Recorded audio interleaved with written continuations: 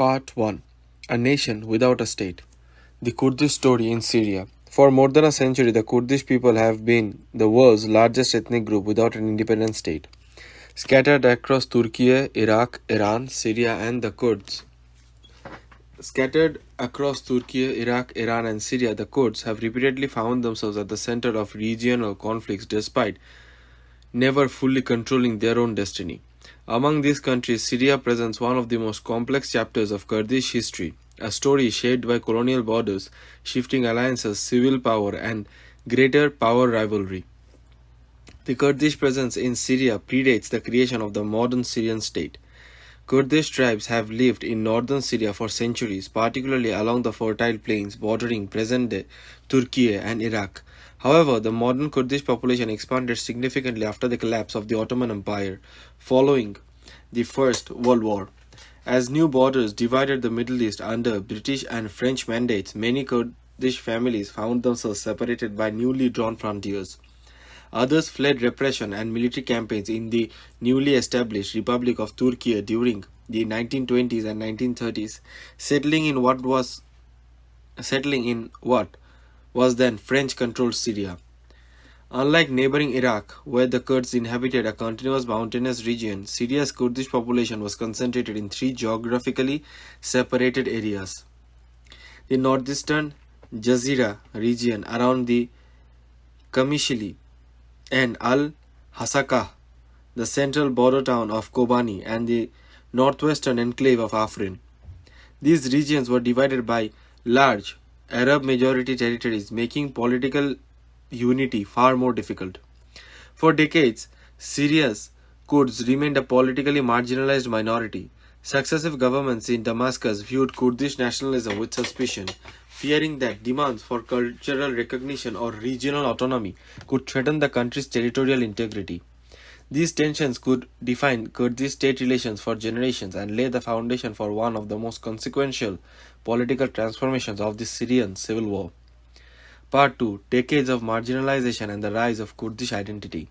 When Syria gained independence in 1946, the country's leaders sought to build a unified Arab nation-state.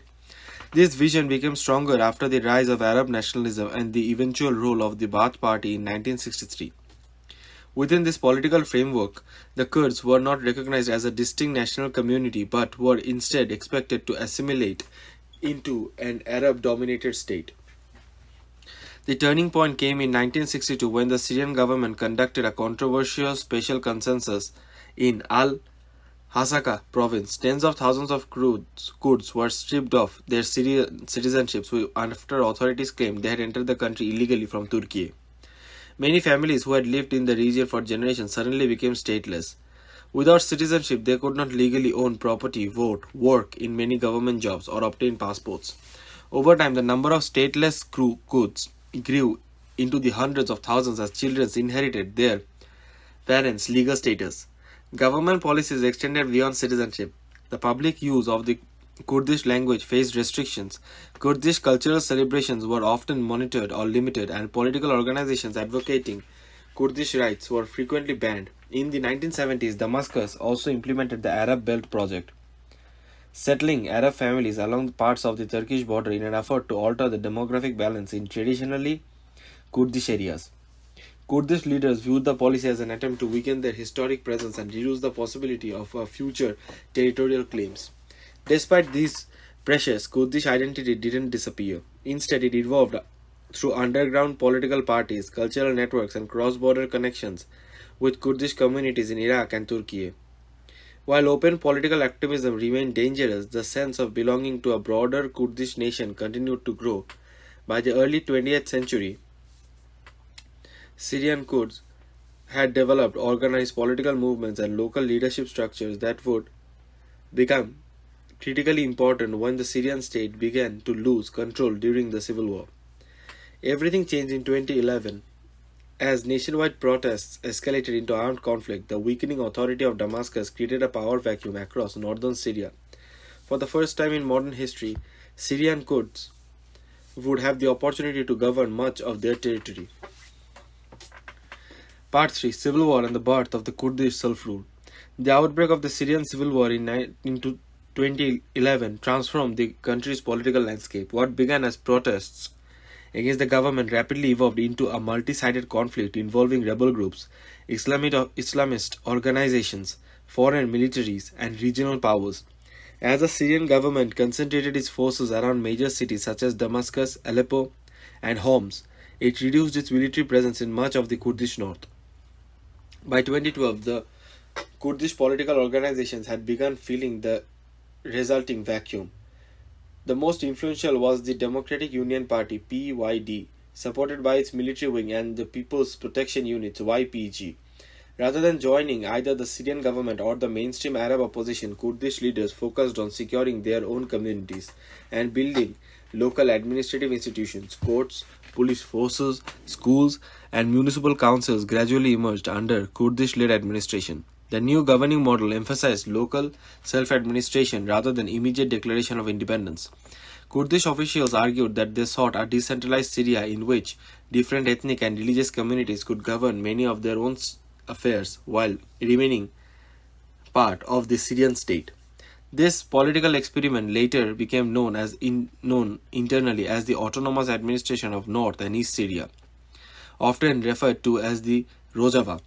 The administration was never exclusively Kurdish. The territories under its control largely included Arab populations along with Azerians, Armenians, Turkmen, Yazidis, and other minority communities. Kurdish authorities attempted to create governing institutions that included representatives from these groups. Although critics questioned how much real political influence non-Kurdish communities possessed, the region remained ethnically diverse, making governance considerably more complex than in neighboring Iraqi Kurdistan. The greatest challenge soon arrived in the form of the Islamic State. Beginning in 2013, ISIS captured vast areas of eastern Syria and northern Iraq, declaring a self-proclaimed caliphate. The Kurdish-controlled territories suddenly found themselves on the front line of one of the most brutal conflicts of the 21st century. The struggle against ISIS would not only determine the survival of Syrian Kurdish administration but would also reshape its relationship with the United States, Turkey, Russia, and the wider international community. Part 4: The Battle Against ISIS and the Quds Global Recognition. By 2014, the rapid expansion of the Islamic State had shocked the world.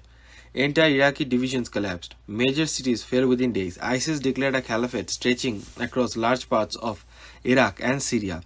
In northern Syria, one small Kurdish town suddenly became the center of the global attention. Kobani. ISIS surrounded Kobani from three sides and launched massive offensive, expecting a quick victory. Instead, Kurdish fighters of the YPG and Women Protection Units (YPJ) mounted a determined defense. Street by street, house by house, they resisted despite being heavily outgunned. Images of the battle spread worldwide, turning Kobani into a symbol of resistance against ISIS. The United States, which had begun an international campaign against ISIS, recognized that Kurdish forces were among the most effective local partners on the ground. American-led coalition aircraft carried out intensive strikes against ISIS positions around Kobani, helping Kurdish defenders gradually push the group back. After months of fierce fighting, ISIS was forced to retreat. The victory marked one of the organization's first major battlefield defeats, demonstrated that it could be stopped.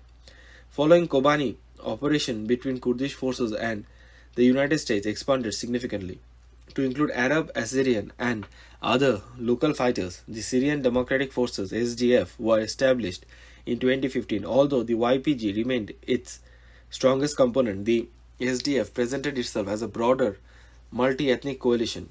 With American air support, intelligence, training, and special forces assistance, the SDF steadily advanced across northeastern Syria. Over the following years, the SDF captured key ISIS strongholds, including Manbij, Tabqa, and eventually Raqqa, the de facto capital of the Islamic State in Syria. The final territorial enclave of ISIS at Baghuz fell in 2019, effectively ending the group's control over populated territory. While ISIS continued to operate as an insurgency, its self-proclaimed caliphate had collapsed. These victories dramatically increased the international profile of Syria's Kurdish-led forces. However, military success also brought new geopolitical challenges. Turkey viewed the YPG as closely linked to the Kurdistan Workers' Party (PKK), an organization Ankara designates as a terrorist group. As Kurdish controlled territory expanded along the Turkish border, Ankara concluded that it faced an emerging security threat. The defeat of ISIS therefore didn't bring lasting stability, it marked the beginning of a new phase of conflict centered on the future of Kurdish self rule in Syria. Part 5. Turkish invention, Turkey's intervention, and the uncertain future of Syrian Kurdistan. For Turkey, the rise of Kurd self rule in North Syria represented of Kurdish self rule in northern Syria represented far more than local development. Ankara viewed the YPG as an extension of the Kurdish Workers' Party (PKK), which has fought an insurgency against the Turkish state since the 1980s. Turkish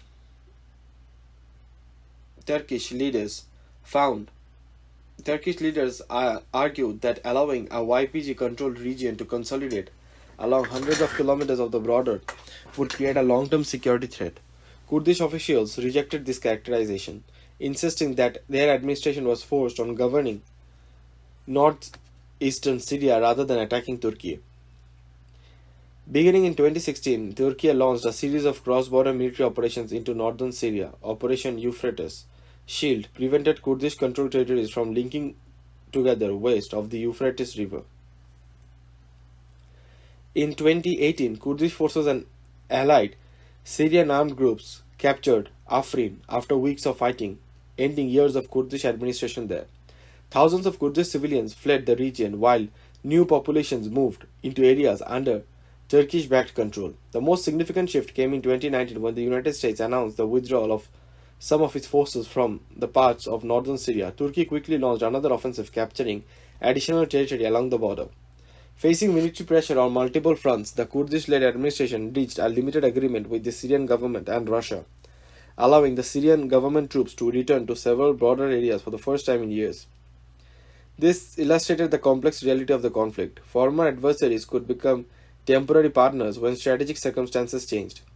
Today, northern Syria remains under the administration of the Syrian Democratic Forces and the autonomous administration of North and East Syria, supported by a limited US military presence focused on preventing an ISIS resurgence. However, the region's future remains uncertain. Damascus continues to reject permanent autonomy. Turkey maintains military positions inside northern Syria. Russia seeks to expand its influence. Iran supports the Syrian government, and ISIS cells remain active in parts of the desert. The story of Syria's Kurds is therefore still unfinished. Over little more than a decade, they transformed from a politically marginalized minority into one of the most influential military and political actors in the Syrian conflict. Yet they continue to face unresolved questions about sovereignty, security, international recognition, and relations with both neighboring states and the government in Damascus. Whether the Kurdish experiment is self-administered, evolves into a lasting political settlement, or is shaped by future regional agreements will remain one of the most defining questions of Syria's post-war future.